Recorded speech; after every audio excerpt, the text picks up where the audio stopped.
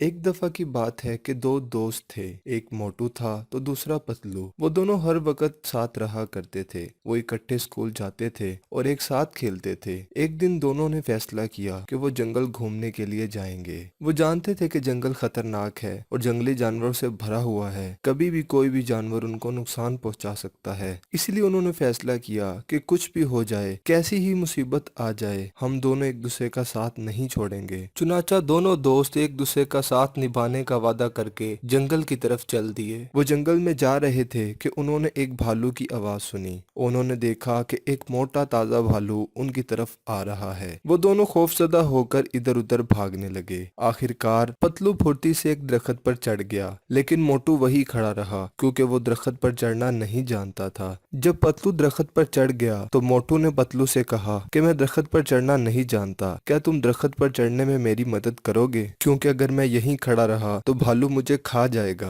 मेहरबानी करके मेरी मदद करो। लेकिन उसका दोस्त पतलू कहता है कि मैं तुम्हारी मदद नहीं कर सकता, क्योंकि अगर मैं नीचे आया तो भालू मुझे खा जाएगा। तुम किसी और जगह जाकर छुप जाओ। भालू मोटू के करीब आ रहा था। उसी वक्त मोटू के जहन में एक तरकीब आई। उसने स्कूल में ये सुना था कि भालू मुर्दा मखलूक को नहीं खाया करते। चुनाचा उसने अपने दिमाग से काम लिया और अपना सांस रोककर जमीन पर गिर गया, बिल्कुल ऐसे जैसे जमीन पर कोई मुर्दा पड़ा हुआ हो। भालू मोटू के करीब आया और उसके कान को सूंघने लगा। भालू को लगा कि मोटू मर चुका है, इसलिए वो मोटू को वहीं छोड़कर आगे चला गया, क्योंकि भालू मुर्दे को नहीं खाया करते। भालू के चले जाने के बाद उसका दोस्त पतलू भी दरख्त से नीचे आ गया और मोटू से पूछने लगा कि भालू ने तुम्हारे कान में क्या कहा था। तो इस पर मोटू अपने दोस्त से कहता है, भालू ने मुझे कहा कि मतलबी और झूठे दोस्त पर एतमाद नहीं करना चाहिए, क्योंकि वो मुश्किल घड़ी में साथ छोड़ देता है।